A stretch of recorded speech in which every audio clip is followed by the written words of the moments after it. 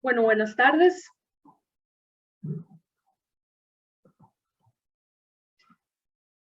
El día de hoy les voy a hablar un poco sobre mi investigación en el tema de suelos y cambio ambiental global. Yo me llamo Andrea Vincent y soy de la Universidad de Costa Rica.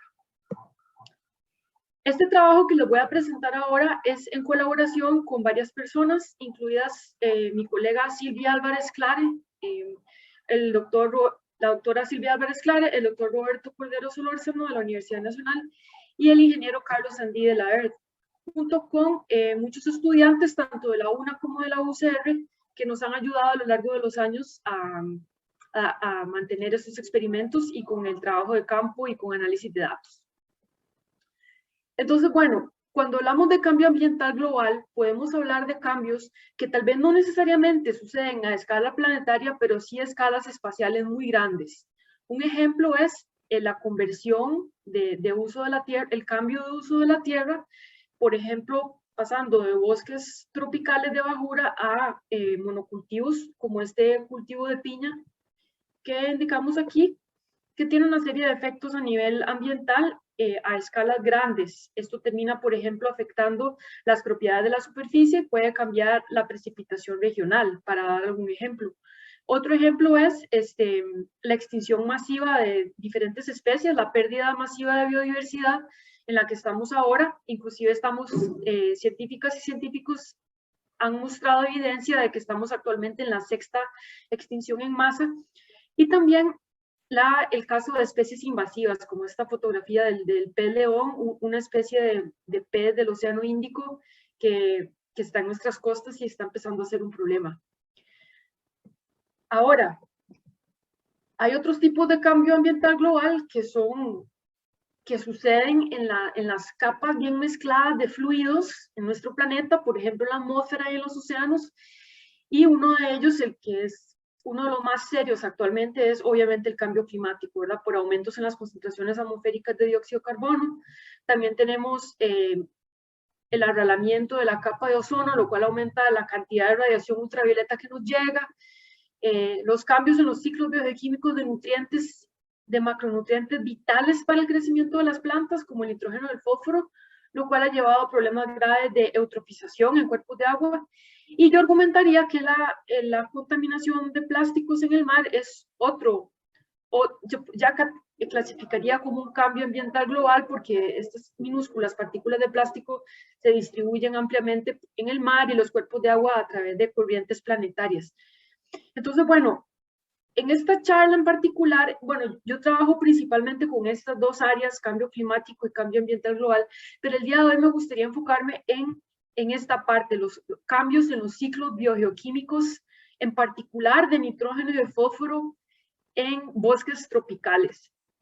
Entonces, bueno, hay algo, esto tal vez no ha recibido tantísima atención en los trópicos, pero sabemos desde hace muchos años, esto es del 2004, que ha habido un aumento en la deposición atmosférica de nitrógeno. ¿Qué quiere decir eso? Quiere decir que a través de que cada vez en la superficie terrestre hay más fuentes de nitrógeno reactivo, o sea, nitrógeno que puede estimular el crecimiento de autótrofos. Entonces, esto es una imagen de 1860, a principios de los 90, y esta es una proyección basada en modelos a lo que esta deposición atmosférica sería en el 2050. Entonces, los ecosistemas terrestres están recibiendo más nitrógeno de estas formas que estimulan el crecimiento de plantas.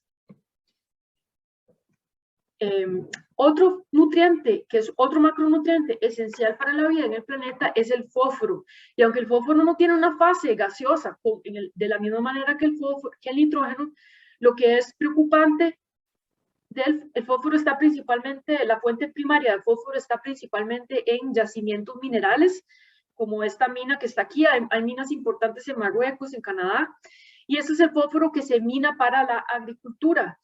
Entonces, con movilización me refiero a que la cantidad de fósforo que estamos sacando de estas minas y la estamos aplicando a cultivos agrícolas que eventualmente se lavan y terminan en el mar o en ríos, ese volumen se ha triplicado. Entonces, con lo que estamos haciendo con el fósforo es básicamente triplicar la velocidad a la cual el fósforo sale de yacimientos minerales biológicos hacia el mar. Y esto también es al igual que con el nitrógeno, es una alteración muy, muy grande de estos dos importantísimos ciclos biogeoquímicos de estos dos nutrientes.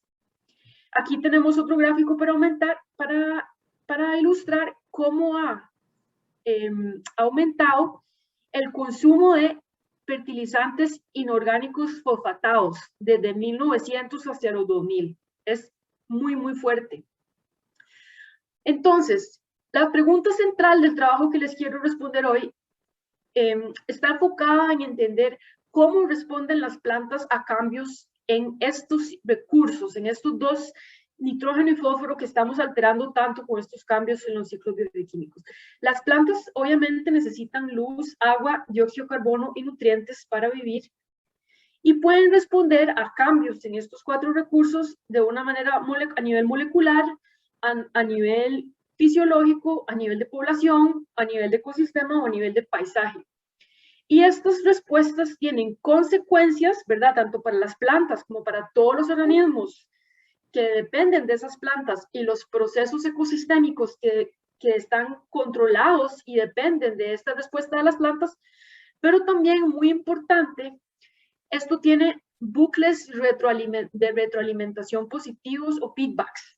¿Por qué? Porque las plantas obviamente responden a la disponibilidad de nutrientes en el ambiente, pero a su vez terminan afectando la cantidad de nutrientes que siguen habiendo a largo plazo. Y muy importante ahora que estamos en una época de cambio climático es que las plantas, al crecer y al tener tanto carbono en sus tejidos, tienen una influencia muy profunda sobre el secuestro de carbono en ecosistemas terrestres en su biomasa, y por ende tiene un efecto importantísimo sobre el clima.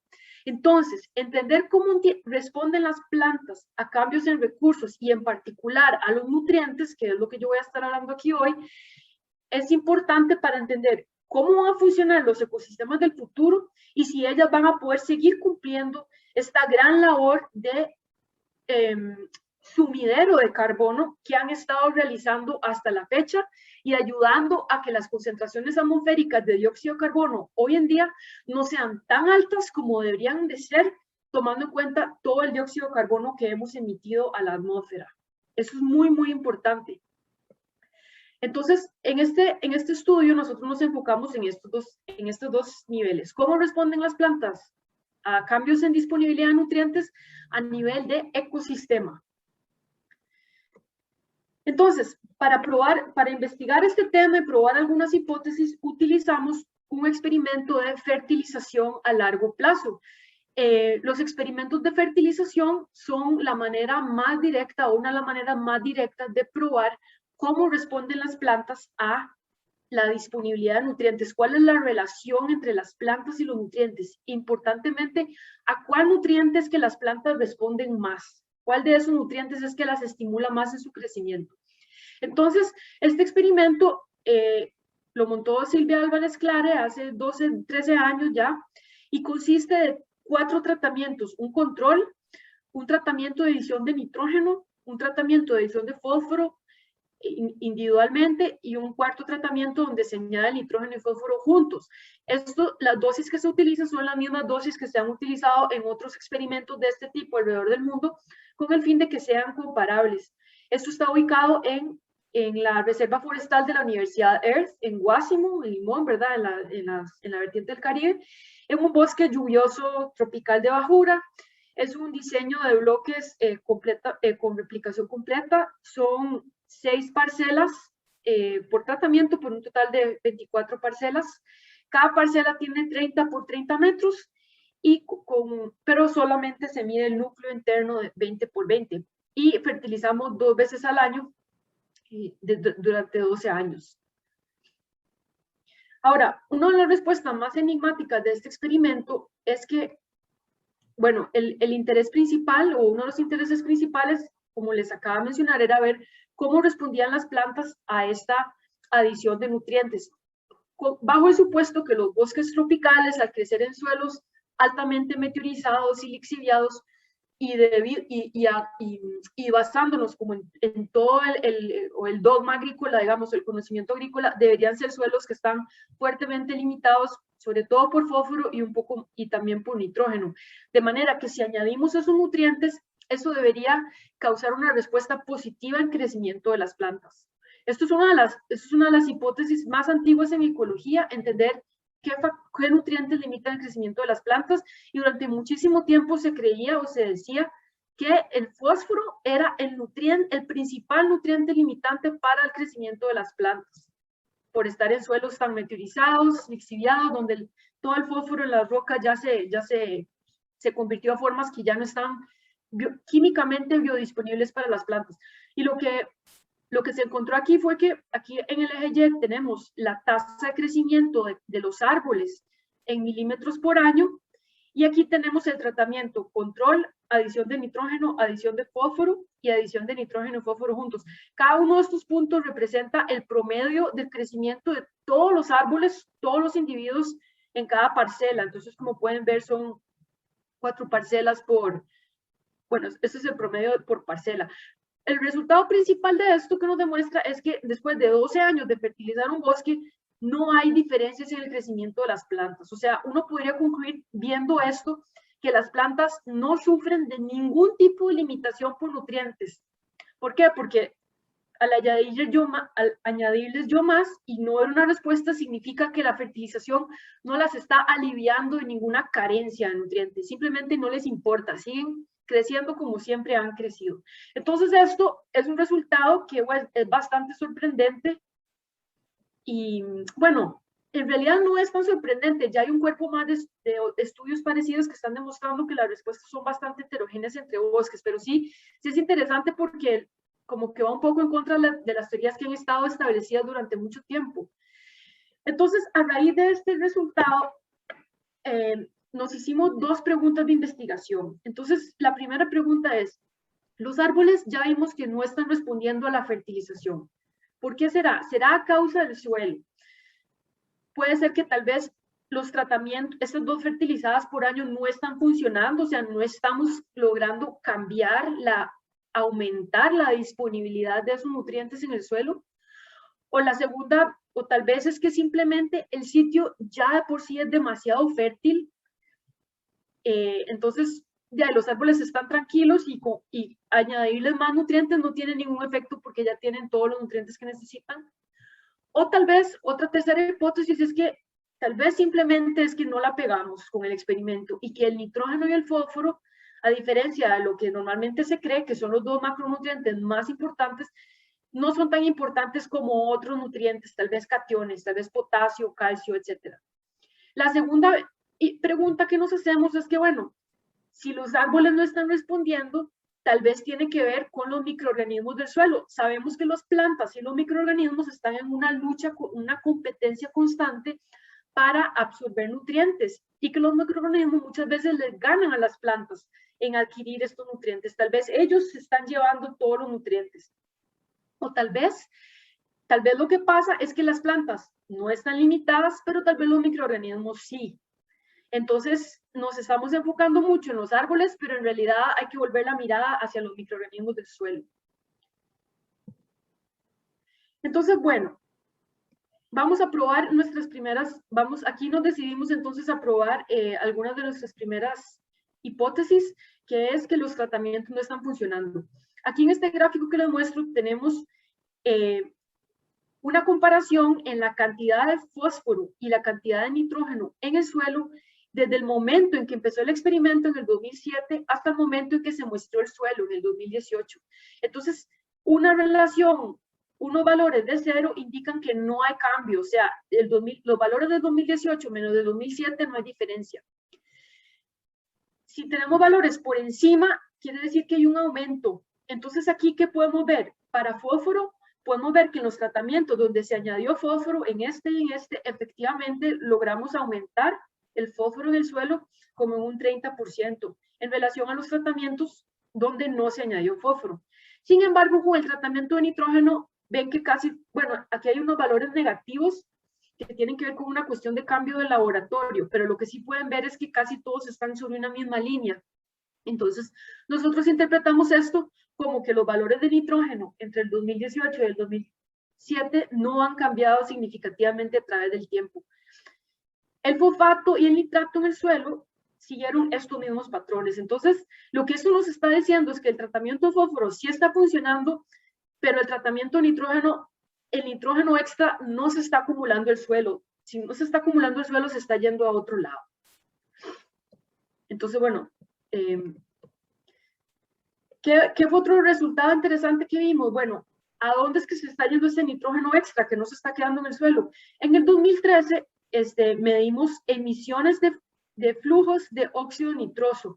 Ahora, el óxido nitroso es un gas que se produce muchas veces cuando uno aplica el fertilizante como nitrato de amonio y urea en el suelo, sobre todo en lugares que son muy lluviosos. Y nosotros tenemos que aplicarlo directamente en la superficie del suelo porque es un bosque.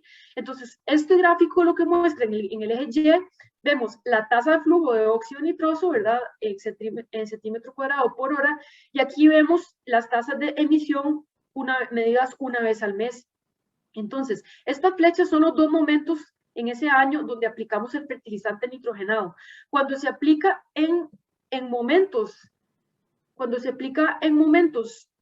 donde no está muy húmedo el suelo, no pasa mayor cosa, pero cuando aplicamos el fertilizante en una época más lluviosa, como pueden ver aquí, julio y agosto son dos de los meses que tienen más lluvia, pues son meses que son muy lluviosos, ahí tenemos un pulso enorme de óxido nitrógeno.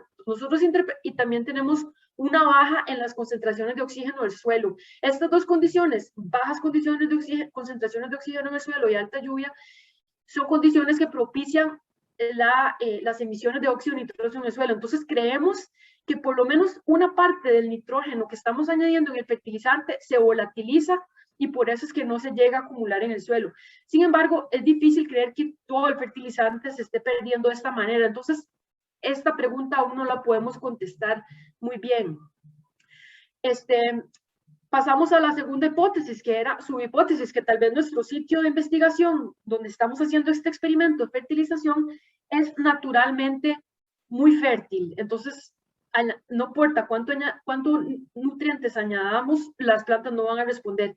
Entonces, esto es un gráfico que muestra la precipitación promedio anual en el eje Y, en ambos gráficos, y aquí tenemos fósforo total en el suelo y aquí tenemos nitrógeno total en el suelo. Y estos puntos verdes son experimentos de fertilización que están activos alrededor del mundo.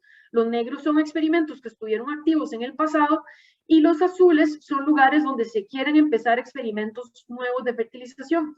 Y como pueden ver en el caso del fósforo, nuestro fertilizante, nuestro experimento en la ERT tiene, en esta escala del eje X, tiene de los niveles de fósforo total más altos de todos los experimentos de fertilización presentes, pasados y futuros. En el nitrógeno no es tan dramático la diferencia, pero sí está entre los valores más altos, entonces puede ser que esto sí sea cierto.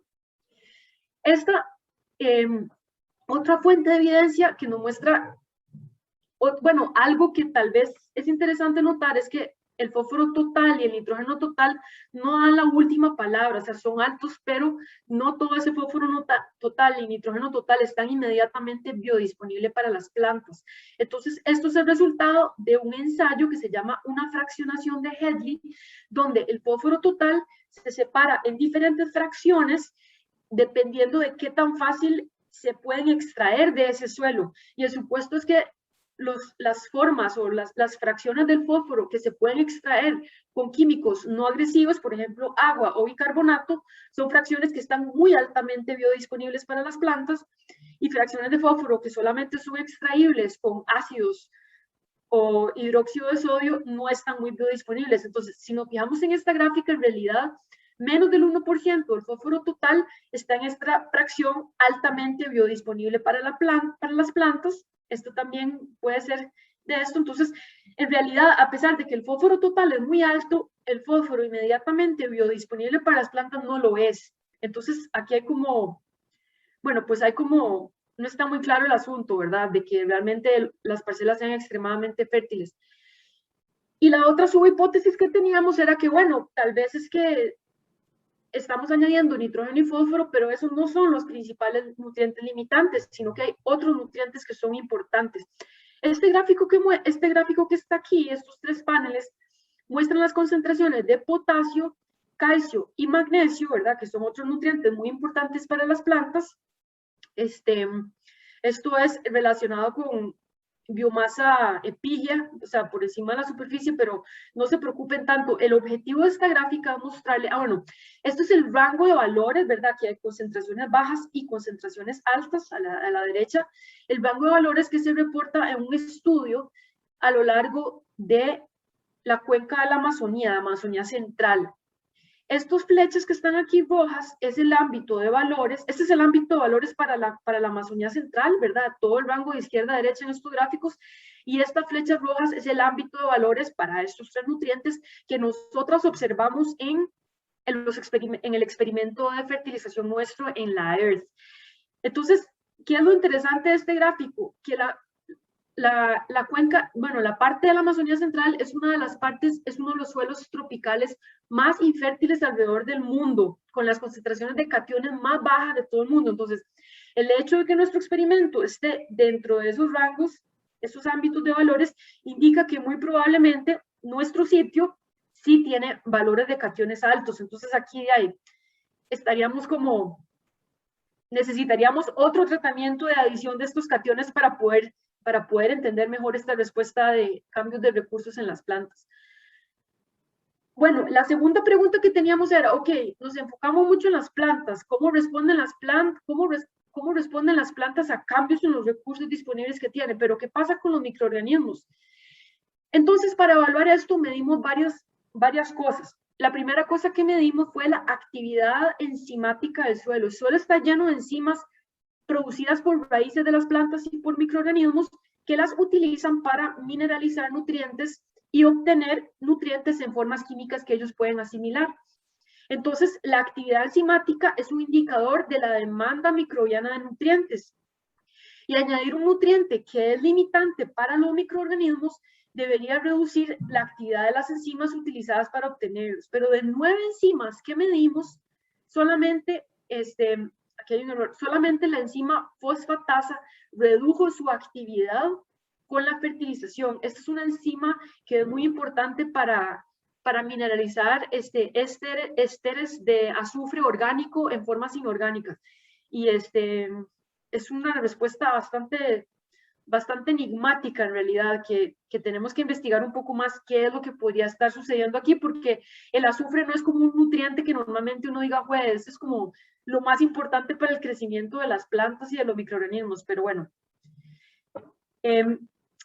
Otro segundo indicador que medimos fue los flujos de dióxido de carbono del suelo. Ellos son un indicador de la actividad microbiana del suelo. No solo la actividad microbiana, pero sí tiene mucho que ver con qué tan activa está esa biomasa microbiana en el suelo.